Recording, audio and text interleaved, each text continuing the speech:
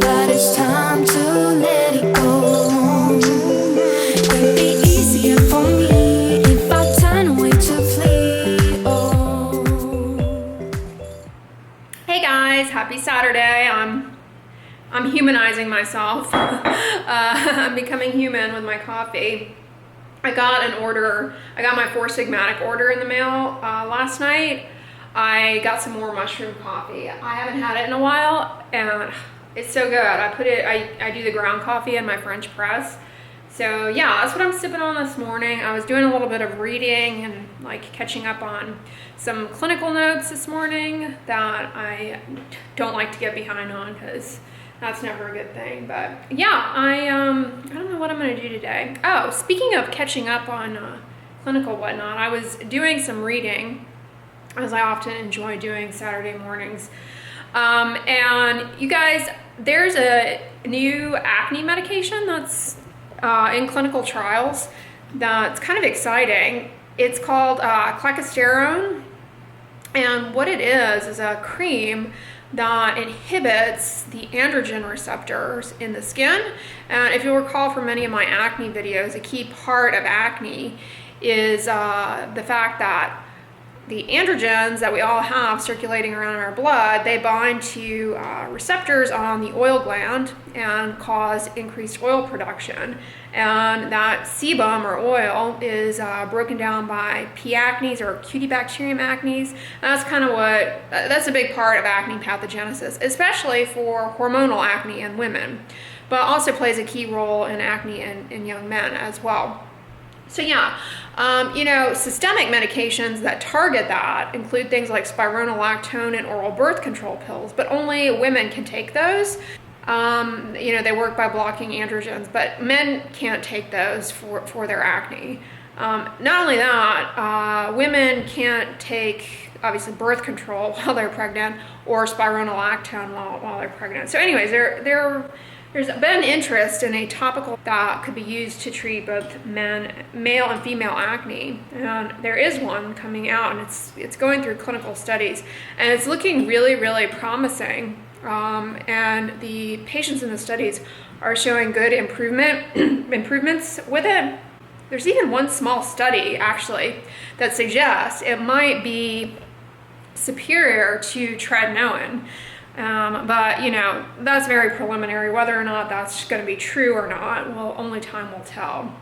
Not all acne is created equal. Some people do really well with just benzoyl peroxide and salicylic acid, and they never have to have a prescription medication. They can manage it themselves, or they do well with adapalene, which is over the counter, aka Differin. But for many people, particularly people who have hormonal acne, a lot of treatments, it's just not enough. And we end up using both oral and topical antibiotics a lot. So the goal is always to try and have more medications that could replace the need to go to oral or topical antibiotics. We want to reduce having to use those as much as possible. So this is really promising. It's not, however, without its own host of potential and what's appearing to be likely side effects. One potential risk with it is that if you're using it to a widespread area, you can't get a lot of systemic absorption, and there's some suggestion that it might cause adrenal suppression. So it may be the kind of thing that can only be used to limited areas. We'll see, only time will tell. And then the more common things that were reported are just like what's always typical with any kind of topical thing: dryness, irritation. I mean, honestly, any topical in the world is going to do that in a proportion of people, so that's not surprising. So hopefully it ends up being the kind of thing that is really useful, but only time will tell. So yeah, that'd be nice to have a new drug to treat acne. Doesn't require us to use antibiotics as much. Antibiotics are not the devil, but they obviously come with the risk of bacterial resistance, and so I don't like to use them any more than I have to. But the overriding question, this drug may be perfect, it may be exactly what people need and like the most fantastic thing, but the key is, will insurance cover it? Insurance has gotten really stingy, that's the word I'm looking for, with what acne medications they will cover. I mean, it can be hard to even get tretinoin covered sometimes. So yeah, that'll be key. Like, we may have this great, wonderful drug down the road, but it's only as good as access to it is. But yeah, so hopefully it won't be cost prohibitive, although I'm sure it will be. A little bit of jade there, in case you didn't detect that. But yeah, so I thought I would share that with you guys. I'm wearing this pseudo robe thing because I really have a thing for, many of you know this already, I really have a thing for having a hoodie on. I find that it increases my focus somehow. I don't know, maybe that's all in my head. What else can I update you guys on? Oh, I'm gonna go to Costco actually. I need to pick up some things, but I don't know if you guys noticed, I got a candle the last time I was in Costco. Well, not maybe the last time, I think it was Tropical Bliss. Oh, I love it. It's wonderful. And I'm not doing it here, but the lid actually serves as a little pedestal for it. It's not burning super evenly, but that's not the candle's fault. That's my fault because I've jacked up the velocity on my fan, and so that's making it burn a little. The two wicks are going at slightly different rates, but whatever. Yeah, it smells really nice. It smells like a pineapple, but it's not overwhelming either. It's a nice scent. It diffuses okay. I think it would get a better diffusion of scent if it were if the container weren't tapered like that. But the container is really pretty, that tin. Yeah, I like the pattern a lot. It's really pretty. And so the tin's gonna be nice to reuse. Hopefully they still have these. Sorry about that. I had to expel some footage into my computer before I could continue telling you this tale of woe. That is, I was making these Lakanto brownies. You guys know I love these.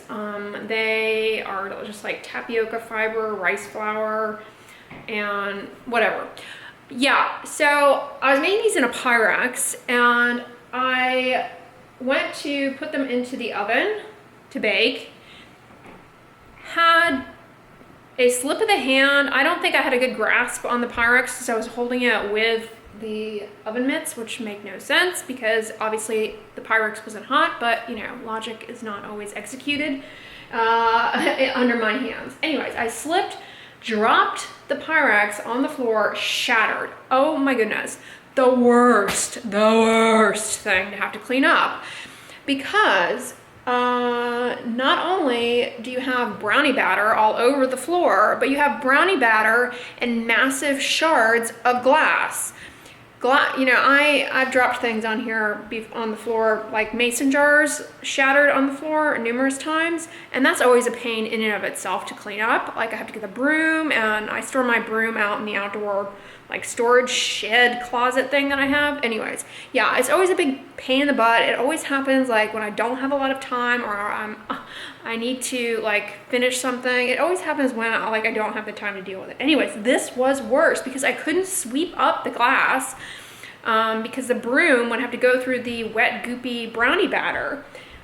It was just really challenging. There was no good solution. I just had to go very carefully with my hands picking up the glass, but it was, I was scary because the glass was kind of hidden with the batter, which was wet.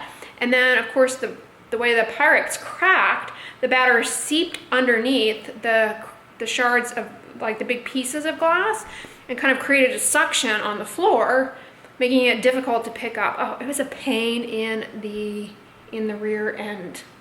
A pain in the rear end. Fortunately, I did not cut myself. I was really, really careful. I was like, I don't know how I'm gonna get this up, and it's so messy. Yeah, was not happy about that, but I cleaned it up, and there's no glass. Fortunately, there is no glass. I picked it all up, so yeah, that was a disaster. And I ended up getting brownie batter in my broom, because I did bring the broom in here in an effort to pick up some of the glass that was not associated with batter, but I ended up getting batter on my broom, and then I had to wash my broom, which like run it underwater, which is kind of weird. I don't know. Which led me to think, like, How do people clean brooms? Like, should I be cleaning my broom? I guess I should. How do you clean a broom? Okay, this is a major tangent here on household chores. Well, hey guys, I am here at the club. I just pulled up. I'm gonna mask up and head on in. Wish me luck. Yeah, driving over here, I was just listening to some tunes. Highly recommend listening to some music that puts you in a good mood. It's always a good way to brighten the day. That's the downside about YouTube. I mean, I understand why, but like, I can't play the music I actually listen to and enjoy because of copyright issues. But you guys ask me a fair amount where I get the music and my videos, and it's called Epidemic Sound. It's a royalty-free subscription. I mean, pretty much, I feel like most YouTubers use it. It's just an easier way to get royalty-free music that you can put in your videos and you won't get copyright claims. But you guys oftentimes are like, what's the artist? What's the name of the song? And the thing is, like, when I download the tracks that I put in my videos, it goes into like iTunes in my computer, and it doesn't save like the names and all that. And so by the time it gets to be in the video where you guys are seeing it, I'm like, I don't even remember A, what track I put in here, and B, like what it was called. So yeah, I apologize for that, but yeah, I highly recommend Epidemic Sound if you create any kind of digital content and you need music. It's not sponsored. You have to pay for it. It's like a subscription that you pay for annually, but it's totally worth it. But the other thing that you can do if you create content online through YouTube is YouTube actually has a library of free music that you can also use. That's, you know, not copyright restricted. It's not as good as the Epidemic Sound. It's what I used to use like the first, I don't know, 2 or 3 months in my channel before I found out about Epidemic Sound. And that's why I would play a lot more of the same music over and over again in all my videos, because it was just harder to find in the YouTube free library. Whereas Epidemic Sound, it's a lot easier. You can search by like genre. And Epidemic Sound also has a lot of sound effects, which can be fun to put in, you know, here and there. So yeah, that's where I get my music, long story short. But anyways, guys, I'm gonna head into the club. Unfortunately, I'm not gonna be filming in there because, you know, with everything going on, I just don't feel comfortable filming. You know, I feel like I should be focusing on keeping distance and whatnot. So I don't want to get distracted behind the lens. But yeah, that's what's going on. Oh, I got my Coolie Bar gloves here. I actually don't wear these in the store, but these are my UPF 50 gloves.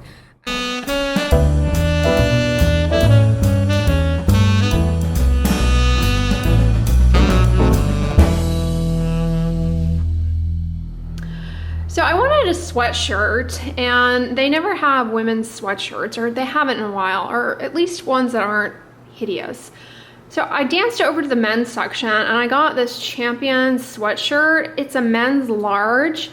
I put it in the washing machine and then I put it in the dryer, and this is how it fits. So, you know, I am a extra small. I can't imagine how this fits on an actual man. But I'm happy with it. And to be clear, even though I put it through the dryer, it actually didn't shrink from baseline. It's pretty much the same. You know, it didn't look like it shrunk. Didn't look like it shrunk. Yeah, it's Champion. I don't typically like stuff with logos on it, but I really wanted a sweatshirt.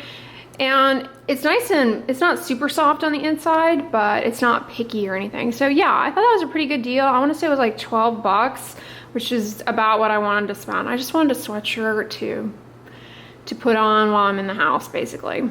All right, speaking of wearing men's clothing, I got this 3-pack of Calvin Klein men's undershirts in the color black.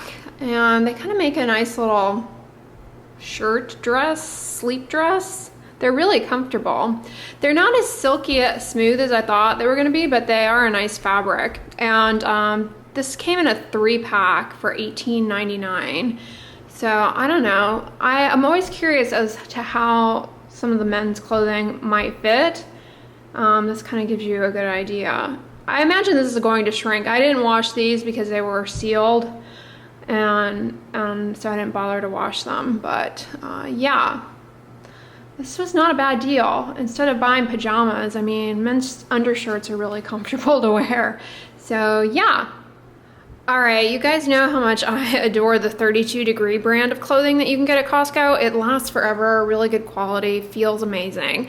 And I've been eyeing these skirts with an air of question/caution, like how they're gonna fit. Today they actually had my size. They had extra small, and I'm really glad I got this. It's cute, and then it's just shorts underneath. So that's great, you know, for bending down and whatnot.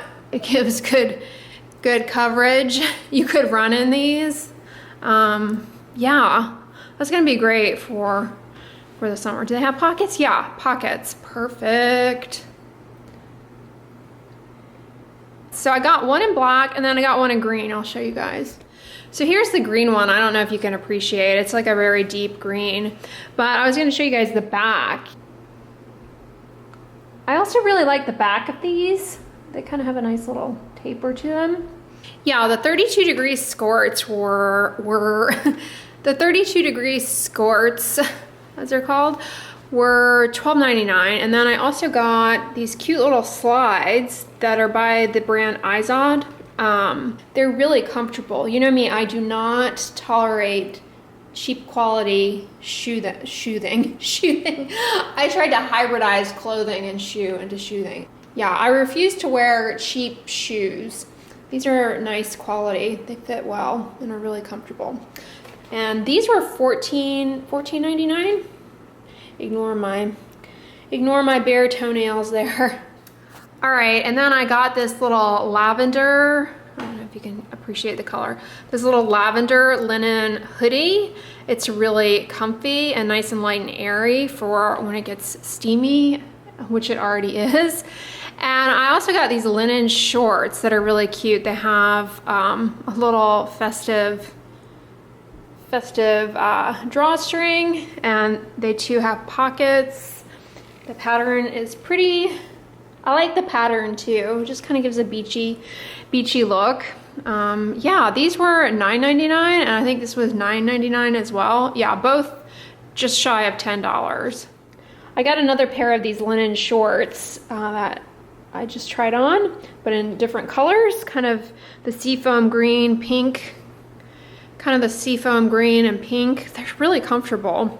So yeah, not a bad deal. Good old Costco. I swear, pretty much like 90% of my wardrobe comes from Costco. Oh, I also got underwear. I'll show you. Yeah, I got these Carol Hockman briefs. I can't remember how much they were. They were pretty inexpensive. I want to say they were $10 for the 5, which is a pretty good deal. Carol Hockman is a really good sleepwear underwear brand that they often have at Costco. So I went ahead and got the underwear. I'm not going to try that on for you guys though. So yeah, those are some things that I picked up at Costco. I also got 2 little watermelons. I didn't get that much in the way of food because I really don't need that much. I honestly went in there because I wanted to see what they had for clothes, and I'm glad I did. I kind of hit them at a good, they must have just gotten new things in. Yeah, oftentimes I'll go to Costco and see something I really like in the clothing section and they won't have my size, but today I lucked out. They had smalls and extra smalls, which are a rare gem. But I was surprised by that Champion sweatshirt. I thought it would be bigger. I kind of wanted a sweatshirt that fit more like a dress, like really, really baggy. So I'm surprised that that is the way that it is. You know, I'm wondering in retrospect if it's not a boy's large. Might be boys, because that seems awfully small for a man. I think, you know, in retrospect, I do think it's boys. I'm not sure. Anyways, I love it and it fits me. It fits well, so happy with that. I'm just brewing up some of these tea drops. I have kind of developed a taste for them. I shared these the other day in my blog. The problem with them, however, is that they clump out towards the bottom. Like, they don't dissolve very well. Like, while you're drinking the tea, it tastes fine, but then you get to the bottom, it's like, gloop. And this particular flavor, Glow, it has too much cinnamon in it, even for me. But, yeah, I wanted to try these. They're pretty good otherwise. I know I'm not really giving much of a review here. But see how it's kind of thick and chunky?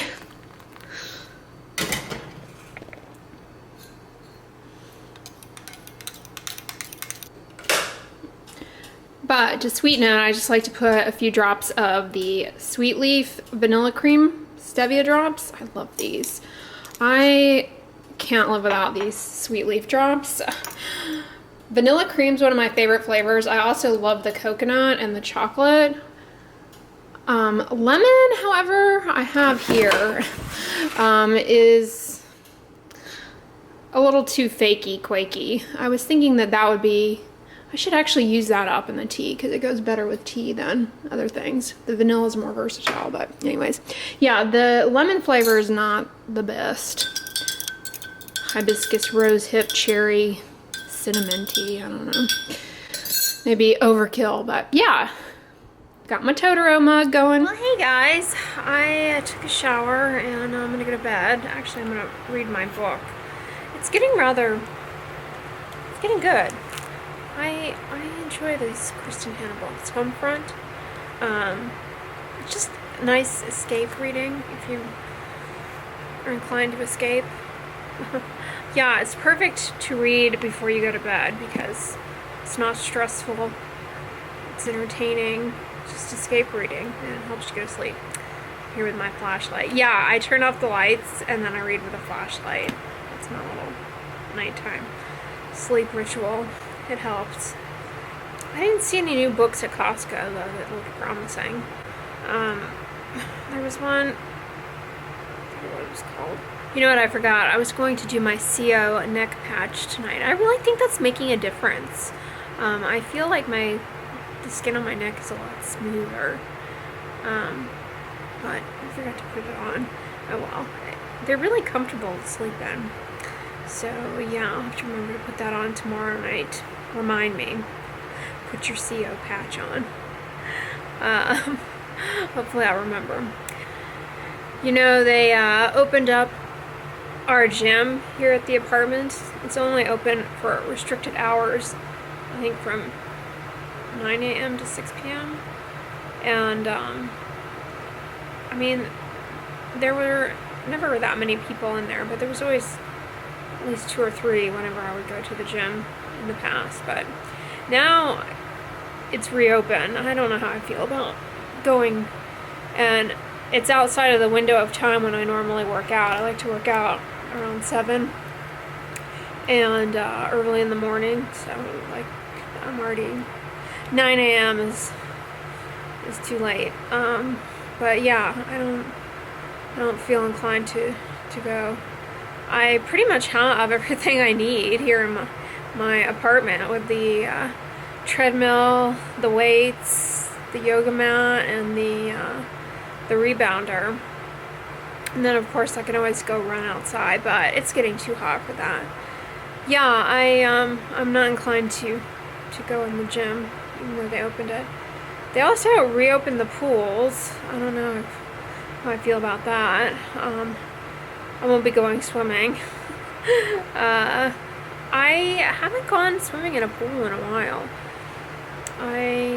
Actually, that's not true. Last year I got in the pool, I think maybe twice. Yeah. I don't know. You know, it's just, I'm busy. It's like people always say they want to live by the ocean or have a house with a pool, but then they work so hard they never actually go in the pool or the ocean, but they know it's there. Yeah, I should use the pool, but I just don't feel comfortable obviously now getting in the pool, but yeah, I should use the pool more. It's just, yeah, like I said, time. But I did use the gym a ton. I mean, like daily. Comment below, do you live somewhere that's opening up? Like, are you going to the gym? A lot of gyms are opening here. And even otter, is that a word? Even more odd, otter, what's an animal? Anyways, they opened a water park this weekend. Yeah, like what a time to open up a brand new water park in the middle of a pandemic. Somehow it just seems like poor timing, but they opened it. I don't know if they had much of a showing. So yeah, I can't imagine being at a water park with a face mask on. Like, especially here, it gets so hot. Like, and then to have to wear a face mask. Miserable. I don't know if I could hack it. So yeah, that and yeah, pretty much everything's opened. But share in the comments if stuff is opening up where you live. I know in Florida stuff is opening up, and I feel like maybe Arizona as well. Restaurants and bars. But yeah, I mean, pre-COVID, I never did it. I never went anywhere anyways. So, but you guys, I'm really devastated. Really devastated, actually. Speaking of restaurants, my favorite restaurant chain ever is no more. Like, collapsed as a result of the pandemic closures.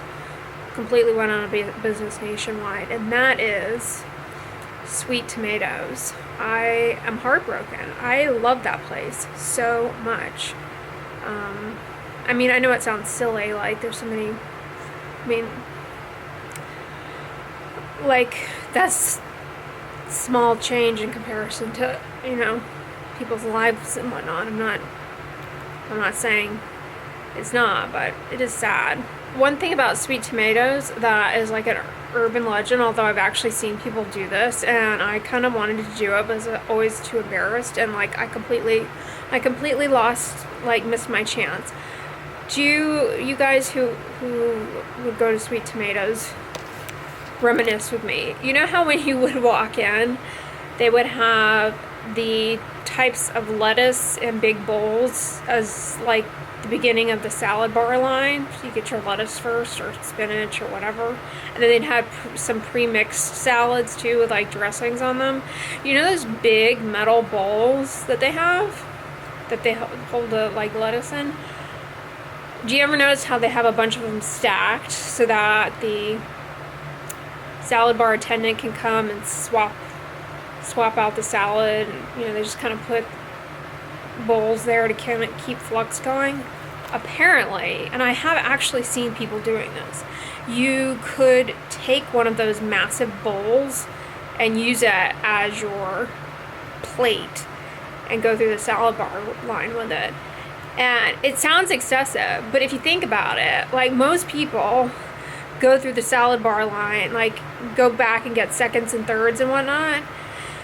And so they end up taking multiple plates each time they go through, as opposed to if you get a big bowl and just commit to what you already know you're going to get anyway at the beginning in a massive bowl.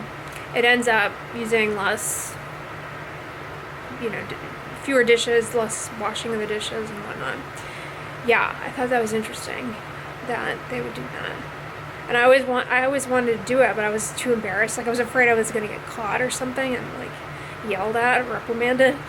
So I never did it, and I completely lost my chance to eat out a big salad bowl. But yeah, I remember seeing a guy do that, and I was like, that's kind of brilliant. But yeah, you know what my Sweet Tomatoes hack is? Boy, I'm telling you guys all of these tidbits about a place we can no longer go anymore. I mean, don't you hate me right now? But one of my favorite things to do there for dessert, because most of their desserts actually aren't vegan, but it sounds weird, but it was so good. Anyways, I was telling you, the dessert I used to get would be, it sounds weird, but it's really good. You go to the salad bar part and get shredded carrots, stay with me, and raisins, and then you go over the baked potato bar section, you get some cinnamon and dust it on top, and then you go over to the ice cream station, and they have the chocolate syrup is vegan, I would drizzle the chocolate syrup all over it and put crumbled up Oreo on top, because they had Oreos too, which are also vegan. That would be my dessert. It'd be like a chocolate carrot cake dessert. Tastes pretty good. Try it. I mean, well, you can't, because you can't go there, but if you have the ingredients. Impromptu recipe. It was good. Ugh, I'm sad. I'm really sad, you guys. I mean, remember the first time you and I went there together? I'm talking to you like, what is she talking about? By you and I mean just like my YouTube audience. Like the first time I vlogged, and the first time I ever, well, it wasn't the first time I ate there, but the first time I'd eaten there in like decades was when I went to Orlando a while ago. Boy, that was a long time ago. Yeah, and it was after that guy. Remember I went to that mall in Orlando and some guy yelled at me in the food court. He was like really nasty to me, the server. I was like asking a question about something. He like yelled at me or something. I can't remember exactly what it was, but it, like really put me in a funk. And then I landed in sweet tomatoes and like drowned my sorrows in a bowl of iceberg. You guys went along with me on that trip. Yeah. Sweet tomatoes was there for me then. If only I'd known this was gonna happen. Yeah, I would have, I don't know, maybe done. You know, the other place that I like to eat seems to be doing okay is Jason's Deli. They're doing like carry out, but they're not doing like the salad bar. I mean, they have salads, but they're like pre-made and they have stuff on them like that isn't vegan, so I don't know. But I'm glad that they're doing well, and you know, hopefully they will reopen at some point. And Govinda seems to be going strong as well, my other favorite restaurant. But yeah, so many. Oh, and you know what else I just read went out of business? Hertz Rent-A-Car. Don't get me wrong, it's not as though I was like a Hertz fan, you know, like, oh, Hertz. But it is kind of weird. Like, I definitely can see how rental car businesses are, you know, struggling. So I guess it makes sense, but it's kind of scary. Like, when things go back to normal, are we going to have rental cars? I mean, yeah, it's crazy. Crazy times. Yeah, I feel terrible for everybody, all the Sweet Tomatoes employees and whatnot. Such a good business. Such a good business. They always had sweet potatoes too. Yeah. So good. Anyways, guys, I'm going to read my book. Sorry to end this vlog on a low note of the Sweet Tomatoes and Hertz closures, but I hope you guys enjoyed the vlog otherwise. If you liked it, give it a thumbs up, share it with your friends, and as always, don't forget, sunscreen and subscribe. I'll talk to you guys tomorrow. Bye.